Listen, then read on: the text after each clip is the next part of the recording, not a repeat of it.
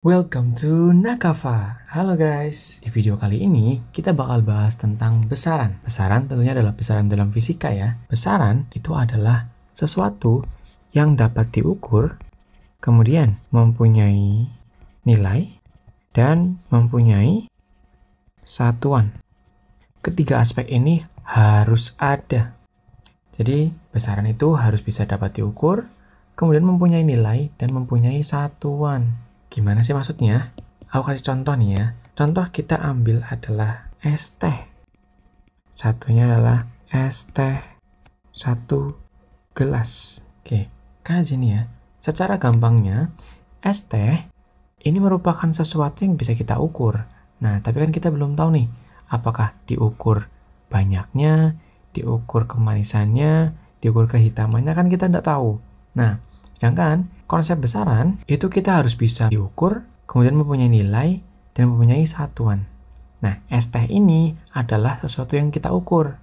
1 gelas, 1, ini adalah nilainya, besarnya. Kemudian satuan adalah patokannya.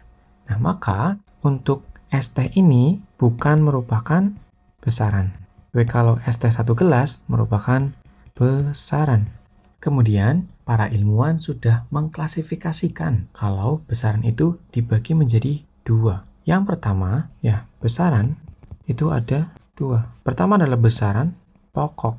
Yang kedua adalah besaran turunan. Besaran pokok dan besaran turunan. Kita langsung bahas aja nih, perbedaan di antara besaran pokok dan besaran turunan. Besaran pokok itu dapat berdiri sendiri. Maksudnya gimana? Maksudnya, besaran pokok itu tidak bergantung pada besaran-besaran yang lain. Beda halnya dengan besaran turunan harus ada bersama dengan besaran pokok. Atau besaran turunan itu adalah gabungan dari siapa? Dari besaran pokok. Jadi, besaran turunan itu tidak dapat berdiri sendiri karena dari besaran turunan itu merupakan gabungan dari besaran-besaran pokok. Atau gampangnya, besaran pokok itu adalah bahan dasar. Kemudian, besaran turunan adalah olahannya. Kalau kita punya kedelai, contoh ya, kita punya kedelai, kemudian ada tepung, maka besaran turunannya contohnya adalah gorengan tempe. Jadi, besaran turunan itu adalah gabungan dari besaran-besaran pokok yang menjadi bahan dasar dari sebuah besaran turunan. Setelah ada 2 besaran, yaitu besaran pokok dan besaran turunan, peneliti juga mengumumkan kalau misalkan ada 7 besaran pokok yang harus kalian ingat betul. Yang pertama, itu adalah panjang. Panjang di sini bisa berarti apapun. Misalkan panjang sebuah rumah, panjang sebuah meja, atau panjang sebuah pensil, itu adalah besaran panjang. Dan dia punya yang bisa diukur, tadi syaratnya, kemudian punya nilai, misal ada panjang buku adalah 5 cm, berarti mempunyai nilainya adalah 5 dan satuannya dalam cm. Kemudian ada besaran massa. Massa itu adalah berat suatu benda tanpa dipengaruhi oleh gravitasi bumi. Kemudian, yang ketiga adalah waktu. Waktu itu dapat dinyatakan bisa menjadi detik, menit, jam, dan lain sebagainya ya. Kemudian, pada besaran pokok yang keempat, itu adalah suhu. Suhu atau bisa disebut juga sebagai temperatur. Suhu temperatur jelas kita bisa pakai gunakan Kelvin, kemudian ada Celsius, dan lain sebagainya. Mengukur kondisi suhu pada suatu tempat. Kemudian yang kelima adalah kuat arus listrik. Kuat arus listrik berarti adanya perpindahan elektron dari satu titik ke titik yang lain melalui sebuah kawat atau tembaga atau yang bisa mengantarkan listrik ya. Kemudian yang keenam itu ada yang namanya intensitas cahaya. Intensitas cahaya menyatakan kalau misalkan ya gampangannya adalah terang redupnya cahaya. Itulah intensitas cahaya. Seperti lampu, matahari, dan lain sebagainya. Oke, kemudian besaran pokok yang terakhir adalah jumlah zat. Selain fisika, jumlah zat juga berkaitan erat dengan kimia karena menyatakan banyak sedikitnya suatu zat dalam suatu tempat. Lalu besaran pokok itu juga mempunyai simbol-simbolnya sendiri-sendiri. Untuk menyatakan panjang, kita biasa gunakan itu adalah huruf L kecil, di mana L kecil itu sebenarnya dari bahasa Inggris length atau yang artinya panjang ya. Kemudian pada besaran pokok massa, kita gunakannya adalah M kecil dari kata mass, M kecil. Kemudian pada waktu, besaran pokok waktu, kita gunakan huruf T kecil dari kata time atau yang artinya waktu ya dalam bahasa Inggris. Lalu untuk suhu atau temperatur kita ambil dari kata temperature atau T besar. Kemudian pada kuat arus listrik kita pakainya adalah I besar. Sedangkan pada intensitas cahaya kita gunakan I besar juga tapi ada huruf V di bawahnya. Nah, IV atau IV. Kemudian pada jumlah zat kita gunakan huruf N kecil atau bisa juga pakai N besar, tergantung penggunaan di dalam sebuah rumusannya atau fungsinya. Lalu, bagaimana dengan besaran turunan? Besaran turunan itu merupakan gabungan dari besaran pokok. Kita lihat contohnya. Contoh yang pertama adalah luas. Luas itu berarti menyatakan suatu bangun datar seperti itu ya. Luas bangunan, luas persegi, luas balok, dan lain sebagainya. Kenapa luas itu merupakan besaran turunan? Karena luas itu sendiri diambil dari panjang dikali dengan lebar. Yang mana keduanya sama-sama digunakan adalah sama aja besaran pokok panjang. Atau kalau misalnya kita mau tuliskan ya, berarti panjang dikali dengan panjang.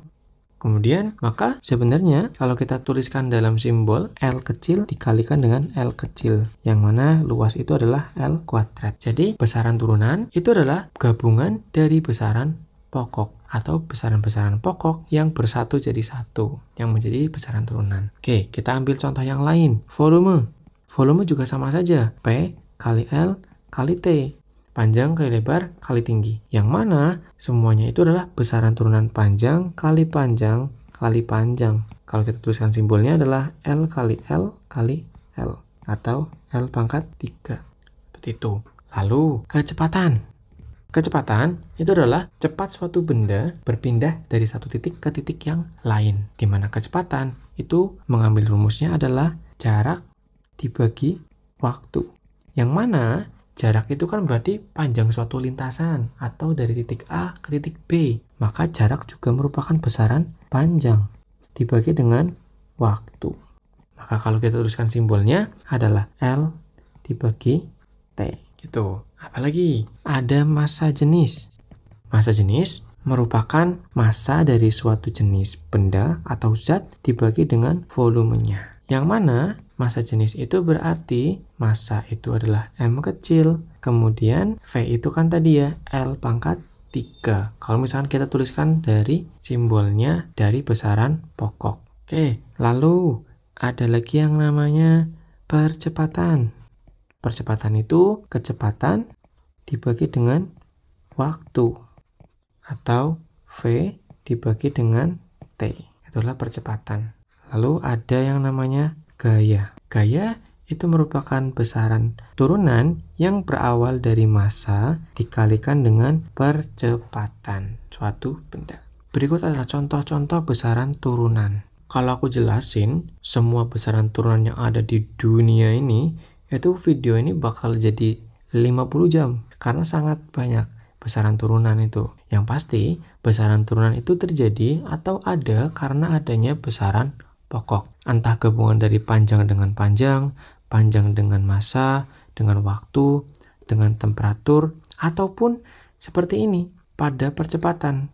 Percepatan itu kan kecepatan dibagi waktu, sedangkan kecepatan itu sendiri itu adalah besaran turunan. Nah, makanya dalam fisika ada beberapa yang besaran turunan itu berawal juga dari besaran turunan. Maka besaran turunan tadi dari awal adalah gabungan dari besaran pokok. Seperti itu. Jadi tugas kalian nanti adalah kalian harus bisa membedakan manakah yang merupakan besaran dan bukan besaran. Kemudian manakah yang merupakan besaran turunan dan manakah yang besaran pokok. Tentunya pada besaran pokok itu kalian harus bisa yang namanya menghafalkan 7 ini saja. Ada panjang dengan simbolnya adalah L, massa simbolnya adalah M, waktu simbolnya T, suhu simbolnya T besar, kuat arus listrik itu menggunakan I, kemudian intensitas cahaya adalah IV, dan jumlah zat adalah N. Ketujuh besaran pokok ini akan digunakan selamanya dalam fisika. Karena dalam suatu perhitungan pasti menggunakan besaran-besaran pokok ini.